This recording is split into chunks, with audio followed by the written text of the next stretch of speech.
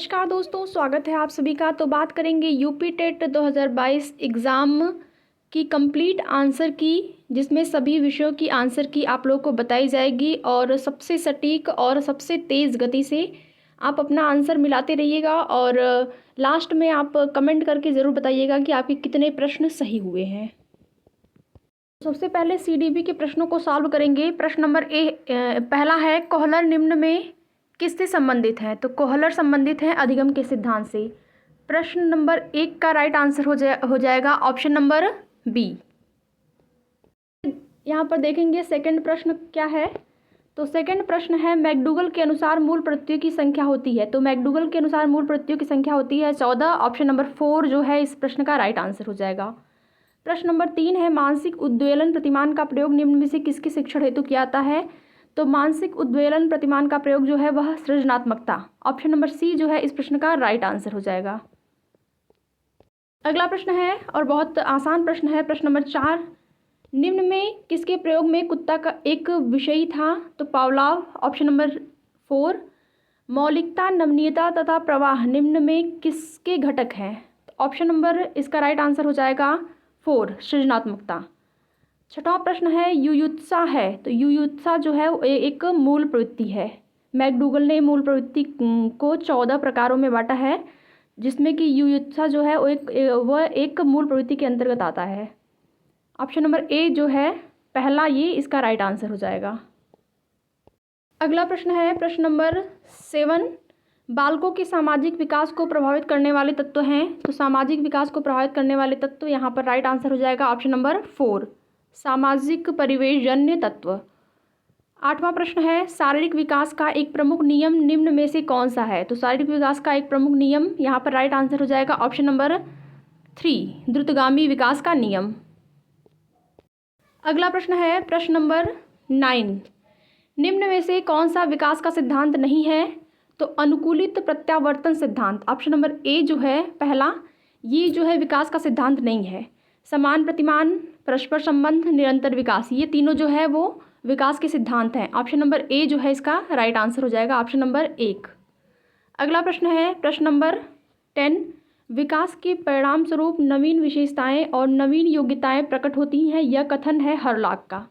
Repeated question है, कई बार exam में पूछा गया है। अगला प्रश्न है प्रश्न नंबर 11, पूर्व अनुभव के आधार पर संवेदना को अर्थ प्रदान करना कहलाता है। तो ऑप्शन नंबर 4 जो है इसका राइट आंसर हो जाएगा प्रत्यक्षीकरण। अगला प्रश्न है, सीखने में प्रयास व भूल के सिद्धांत का प्रतिपादन किसने किया है? तो प्रयास एवं भूल का सिद्धांत थार्नडाइक। Option number 3। नेक्स्ट प्रश्न है प्रश्न नंबर 13, औसत बुद्धि वाले बालकों का बुद्धि लब्धि स्तर होता है 90 से 109 के मध्य। ठीक, तीसरा जो है राइट आंसर हो जाएगा। अगला प्रश्न है 14, निम्न में से कौन सा तरल क्रिस्टलीय बुद्धि के प्रतिमान के प्रतिपादक थे? तरल क्रिस्टलीय के बुद्धि के प्रतिपादक थे cattle. Option number A right answer हो जाएगा। अगला प्रश्न है, क्रिया प्रसूत अधिगम सिद्धांत का प्रतिपादन किया। तो क्रिया प्रसूत अधिगम सिद्धांत के प्रतिपादक हैं स्किनर। Option number 2। अगला प्रश्न है 16वां, ब्लूप्रिंट निम्न में किसका महत्वपूर्ण घटक है? तो ब्लूप्रिंट जो है वह महत्वपूर्ण घटक है परीक्षण वैधता तक का। अगला प्रश्न देखेंगे, ये क्वेश्चन नंबर 17, विकास की पूर्व संक्रिया अवस्था निम्न में किसने दिया था? पूर्व संक्रिया अवस्था पियाजे के द्वारा दिया गया था। Option number 4। 18वां क्वेश्चन है, MPPI परीक्षण का उपयोग निम्न में से किसके मापन में किया जाता है? तो MPPI परीक्षण का उपयोग जो है बुद्धि के मापन में किया जाता है। ऑप्शन नंबर 4 जो है इसका राइट आंसर हो जाएगा। अगला प्रश्न है प्रश्न नंबर 19वां, अधिगम हेतु निम्न में क्या सर्वाधिक आवश्यक है? तो अधिगम हेतु निम्न में सर्वाधिक आवश्यक यहाँ पर हो जाएगा अभिप्रेरणा। यहाँ पर देखिए ऑप्शन नंबर ए और ऑप्शन नंबर 4 इसमें कन्फ्यूज़न है अभिप्रेरणा और रुचि में, लेकिन मुझे जहाँ तक लगता है ऑप्शन नंबर ए जो है इसका राइट आंसर होना चाहिए। अगला प्रश्न देखते हैं, शैशव काल का समय है। तो शैशव काल का समय होता है जन्म से 6 वर्ष तक। तीसरा जो है राइट आंसर हो जाएगा इसका। अगला प्रश्न है, कोहलर अपने प्रयोग से यह सिद्ध करना चाहते थे कि अधिगम, इसका राइट आंसर हो जाएगा समग्र परिस्थिति का प्रत्यक्षीकरण है। ऑप्शन नंबर ए जो है वो राइट आंसर हो जाएगा। अगला प्रश्न है प्रश्न नंबर 22, किसने पाठ योजना की पंचपदी प्रणाली प्रतिपादित किया था? तो पंचपदी प्रणाली हर्बर्ट। ऑप्शन नंबर 4 जो है इस प्रश्न का राइट आंसर हो जाएगा। अगला प्रश्न देखते हैं, निम्नलिखित में ग्रंथियों के आधार पर व्यक्तित्व के विभिन्न प्रकारों की चर्चा किसने की थी? तो ग्रंथियों के आधार पर व्यक्तित्व के विभिन्न प्रकारों की चर्चा किए थे क्रेस्मर। ऑप्शन नंबर ए जो है ये राइट आंसर हो जाएगा, क्रेस्मर। ठीक है, ग्रंथियों के आधार पर। अगला प्रश्न है, सृजनात्मकता मौलिक परिणामों को अभिव्यक्त करने की मानसिक प्रक्रिया है, यह कथन किसका है? तो ये कथन जो है वह है क्रो एवं क्रो का। ऑप्शन नंबर 2 ये जो है इसका राइट आंसर हो जाएगा। सृजनात्मकता मौलिक परिणामों को अभिव्यक्त करने की मानसिक प्रक्रिया है। अगला प्रश्न देखते हैं। हो सकता है प्रश्न आपको क्लियर नहीं दिख रहा हो यहाँ पर वीडियो में, तो आप लोग सुनते चलिएगा ध्यान से। प्रश्न को मैं बोल रही हूँ उसके बाद आंसर बता रही हूँ। तो अगला प्रश्न है 25वां, B.F. स्किनर के अनुसार बच्चों में भाषा का विकास होता है। तो B.F. स्किनर के अनुसार बच्चों में भाषा का विकास जो है वह होता है कैसे? नंबर 3 जो है इसका राइट आंसर हो जाएगा अनुकरण एवं प्रबलन के फलस्वरूप। अगला प्रश्न है 26वां, मूल प्रवृत्तियों को 14 प्रकार से किसने वर्गीकृत किया था? तो मूल प्रवृत्तियों को 14 प्रकार से वर्गीकृत किया था मैकडूगल ने। ऑप्शन नंबर 4 जो है इस प्रश्न का राइट आंसर हो जाएगा। अगला प्रश्न है 27वां, किसी दूसरी वस्तु की अपेक्षा एक वस्तु पर चेतना का केंद्रीयकरण अवधान है, यह कथन किसका है? तो इस प्रश्न का राइट आंसर हो जाएगा ऑप्शन नंबर ए, ये जो कथन है वह डम्बिल का है। अगला प्रश्न है 28वां, निम्नलिखित में किसका नाम सुजनन शास्त्र के पिता से जुड़ा हुआ है? तो इस प्रश्न का राइट आंसर हो जाएगा ऑप्शन नंबर 4 यानी कि गाल्टन। अगला प्रश्न है 12 वर्ष से 16 वर्ष के बालकों हेतु हिंदी में डॉक्टर एस जलोटा ने कौन सा परीक्षण प्रतिपादित किया है? इसका राइट आंसर हो जाएगा 12 से 16 वर्ष के बालकों के लिए साधारण मानसिक योग्यता परीक्षण। ऑप्शन नंबर जो 4 है इस प्रश्न का राइट आंसर हो जाएगा साधारण मानसिक योग्यता परीक्षण। अगला प्रश्न देखते हैं, बुद्धि के द्विकारक सिद्धांत का प्रतिपादन किसने किया था? तो बुद्धि के द्विकारक सिद्धांत का प्रतिपादन स्पीयरमैन ने किया था। बहुत आसान प्रश्न था ये वाला। वीडियो में बिल्कुल भी प्रश्नों को एक्सप्लेन नहीं किया जा रहा है क्योंकि आप लोग बहुत थके हुए होंगे एग्ज़ाम देने के बाद। केवल आपको आंसर मिलाना है, तो आप लोग आंसर मिला लीजिए और लास्ट में कमेंट करके ज़रूर बताइएगा कि आपके कितने प्रश्न जो हैं सही हुए हैं यहाँ से। तो इस प्रकार से बाल विकास के 30 प्रश्न कंप्लीट हुए। अब हम पर्यावरण अध्ययन के 30 प्रश्न करेंगे यहाँ पर। तो प्रश्न नंबर 121वां है, सर्वाधिक जैव विविधता पाई जाती है। तो सर्वाधिक जैव विविधता जो है पाई जाती है कहाँ पर? शांत घाटी में। इस प्रश्न का राइट आंसर हो जाएगा ऑप्शन नंबर 3। ठीक। अगला प्रश्न है, एलपीजी के संदर्भ में क्या असत्य है? असत्य पूछा है तो यहाँ पर कन्फ्यूज़न हुआ होगा। यहाँ पर देखिए कई अभ्यर्थी जो हैं इस प्रकार से कर दिए होंगे, उनको लगा होगा क्या सत्य है, कोई एक ऑप्शन देख के उन्होंने राइट आंसर कर दिया होगा। तो आपको यहाँ पर ध्यान देना है कि असत्य पूछा है तो एक स्वच्छ ईंधन ये तो सत्य है, मीथेन उत्सर्जन करने वाला यही जो ऑप्शन है वो असत्य है। ठीक है, असत्य पूछा है तो ऑप्शन नंबर बी जो है, ऑप्शन नंबर 2 जो है वो असत्य है। एलपीजी के संदर्भ में असत्य कथन है मीथेन उत्सर्जन करने वाला। अगला प्रश्न देखते हैं 123वां। तो प्रश्न है पारिस्थितिक तंत्र के घटक हैं। तो पारिस्थितिक तंत्र के घटक के अंतर्गत आएंगे जैविक तथा अजैविक पदार्थ, यानी कि ऑप्शन नंबर 4। अगला प्रश्न है 124, मकर रेखा है। का राइट आंसर हो जाएगा ऑप्शन नंबर 3, 23.5 डिग्री साउथ यानी कि दक्षिणी मकर रेखा।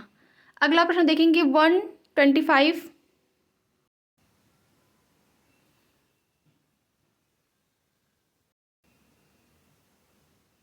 तो इकोसिस्टम शब्द का प्रयोग सर्वप्रथम किसने किया? इसका राइट आंसर हो जाएगा ऑप्शन नंबर 4। अगला प्रश्न है, निम्न में से कहाँ आर्सेनिक के द्वारा जल प्रदूषण सर्वाधिक होता है? तो सर्वाधिक जल प्रदूषण आर्सेनिक के द्वारा होता है पश्चिम बंगाल में। ऑप्शन नंबर 2 जो है इसका राइट आंसर हो जाएगा। अगला प्रश्न देखेंगे, तो 126 प्रश्न तक हो गया था। यहाँ पर देखेंगे 127वां प्रश्न क्या है।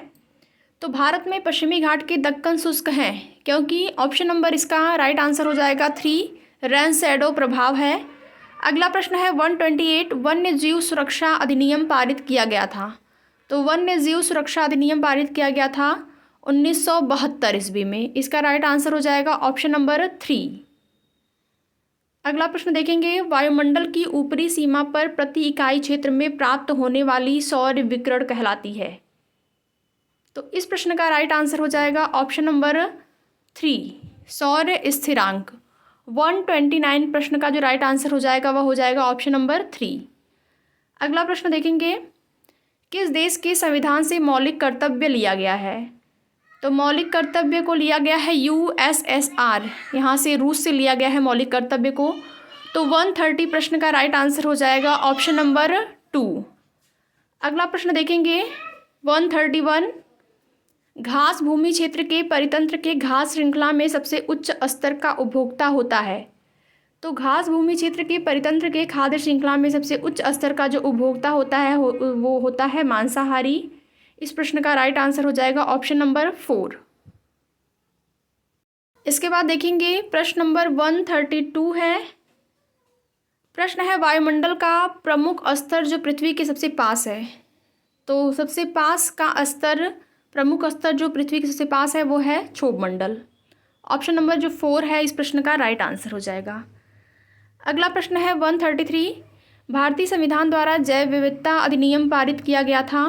तो भारतीय संविधान द्वारा जैव विविधता अधिनियम जो है पारित किया गया था 11 दिसंबर 2002। ठीक, 11 दिसंबर 2002 को भारतीय संसद के द्वारा जैव विविधता अधिनियम पारित किया गया था। अगला प्रश्न देखेंगे 134 है। प्रश्न है, निम्न में से कौन सी कृषि करने की प्रक्रिया पर्यावरण संरक्षण में सहायक है? तो कृषि करने की प्रक्रिया जो कि पर्यावरण संरक्षण में सहायक है वह है जैविक खेती, ऑर्गेनिक फार्मिंग। ये जो कृषि है वो कृषि का प्रकार है जो कि पर्यावरण संरक्षण में सहायक होता है। ठीक, अगला प्रश्न देखेंगे, अम्लीय वर्षा संबंधित है। तो अम्लीय वर्षा जो है वह संबंधित है सल्फ्यूरिक एसिड, यानी कि इस प्रश्न का राइट आंसर हो जाएगा ऑप्शन नंबर 4। अगला प्रश्न देखेंगे, WWF से आशय है। तो इसका फुल फॉर्म पूछा है WWF का, world wild life fund. Option number 3 जो है इस प्रश्न का राइट आंसर हो जाएगा। अगला प्रश्न है 137, फूलों की घाटी अवस्थित है। तो फूलों की घाटी जो है वह अवस्थित है उत्तराखंड में। ऑप्शन नंबर 2 जो है इस प्रश्न का राइट आंसर हो जाएगा। अगला प्रश्न है 138, प्रश्न है, भारत में निम्नलिखित में से कौन सी एजेंसी मुख्य रूप से प्रदूषण के मापन से संबंधित है? ठीक है, तो प्रदूषण के मापन से संबंधित एजेंसी है केंद्रीय प्रदूषण नियंत्रण बोर्ड। ऑप्शन नंबर 4 जो है इस प्रश्न का राइट आंसर हो जाएगा। अगला प्रश्न है, कोटोपैक्सी एक जागृत ज्वालामुखी है जो अवस्थित है, कहाँ पर अवस्थित है कोटोपैक्सी नामक जागृत ज्वालामुखी? तो एंडीज में। प्रश्न का राइट आंसर हो जाएगा ऑप्शन नंबर 3। अगला प्रश्न 140 है, तिब्बत की सांगपो नदी भारत में जानी जाती है। तो तिब्बत की जो सांगपो नदी है वो भारत में ब्रह्मपुत्रा के नाम से जानी जाती है। प्रश्न का राइट आंसर हो जाएगा ऑप्शन नंबर 3 ब्रह्मपुत्रा। अगला प्रश्न है 141, ध्रुव तारा कहा जाता है। ध्रुव तारा कहा जाता है उत्तरी तारे को। ऑप्शन नंबर ए जो है इस प्रश्न का राइट आंसर हो जाएगा ऑप्शन नंबर 1। अगला प्रश्न है 142, भारत में प्रोजेक्ट टाइगर प्रारंभ किया गया था। तो भारत में प्रोजेक्ट टाइगर का प्रारंभ 1973 ईस्वी में किया गया था। राइट आंसर हो जाएगा प्रश्न का ऑप्शन नंबर 4। अगला प्रश्न है 143, कान्हा राष्ट्रीय उद्यान भारत के किस राज्य में स्थित है? तो कान्हा नामक जो राष्ट्रीय उद्यान है वो भारत के मध्य प्रदेश राज्य में स्थित है। ऑप्शन नंबर 4 जो है वह इस प्रश्न का राइट आंसर हो जाएगा। हमारे चैनल के माध्यम से कोशिश की जा रही है कि आप लोगों को सबसे सटीक और सबसे तेज़ गति से आंसर की बताई जाए, जिससे कि आपका समय भी न बर्बाद हो और आप लोग अपना प्रश्न भी मिला लें कि कौन सा प्रश्न सही है, कौन सा प्रश्न यहाँ पर गलत है। अगला प्रश्न है 144। लखनऊ समझौता 1916 किन दो के मध्य हुआ है? तो लखनऊ समझौता 1916 कांग्रेस व मुस्लिम लीग के मध्य, गरम दल व नरम दल के मध्य। देखिए यहाँ पर ये दोनों ऑप्शन सही हो सकता है, लेकिन आयोग किस प्रश्न को मानता है वो देखेंगे, तो इसमें कॉमन अंक भी मिल सकते हैं। बाकी ये दोनों ही आंसर इसका मेरे अनुसार सही हो सकता है। ठीक है, तो यहाँ पे थोड़ा सा कन्फ्यूज़न है, इस प्रश्न को आप लोग ध्यान में रखिएगा। अगला प्रश्न देखेंगे। तो अगला प्रश्न है 145। जंगली गधों का अभ्यारण्य कहाँ है? तो जंगली गधों का जो अभ्यारण्य है वह है गुजरात में कच्छ के रण में। प्रश्न का राइट आंसर हो जाएगा ऑप्शन नंबर 4। अगला प्रश्न है कार्बन डेटिंग संदर्भित करता है? तो कार्बन डेटिंग जो है वह संदर्भित करता है प्राचीन स्थलों में मौजूद हड्डियाँ या सामग्रियों के आयु मापन, यानी कि प्रश्न का राइट आंसर हो जाएगा ऑप्शन नंबर 4। तो वीडियो में फ़ोटो थोड़ी सी ब्लर होगी, तो आप लोग प्रश्न को सुनते जाइए। प्रश्न को मैं बोल रही हूँ, उसके बाद ही आंसर बता रही हूँ आप लोगों को। अगला प्रश्न है 147। भारतीय संविधान सभा ने कब राष्ट्रीय गान को अपनाया? तो 24 जनवरी 1950। ऑप्शन नंबर 4 जो है राइट आंसर हो जाएगा। संविधान सभा ने राष्ट्रीय गान को अपनाया था 24 जनवरी 1950 को। अगला प्रश्न है 148। बायोमैग्निफिकेशन है? तो बायोमैग्निफिकेशन क्या है? समय के साथ ऊतक में विषैले पदार्थ की बढ़ती सांद्रता। ऑप्शन नंबर ए जो पहला जो है वो इस प्रश्न का राइट आंसर हो जाएगा। अगला प्रश्न देखेंगे। निम्न में से कौन जैवमंडल का अजैविक घटक नहीं है? तो जैवमंडल का अजैविक घटक नहीं है, यहाँ पर राइट आंसर हो जाएगा ऑप्शन नंबर सी 3 कवक। अगला प्रश्न देखते हैं, लास्ट प्रश्न जो है ईवीएस का। ग्रीन पीस इंटरनेशनल का मुख्यालय कहाँ पर अवस्थित है? ग्रीन पीस इंटरनेशनल का मुख्यालय कहाँ पर अवस्थित है? तो ग्रीन पीस नामक इंटरनेशनल जो है उसका मुख्यालय जो अवस्थित है एम्स्टर्डम में। ऑप्शन नंबर 3 जो है इस प्रश्न का राइट आंसर हो जाएगा।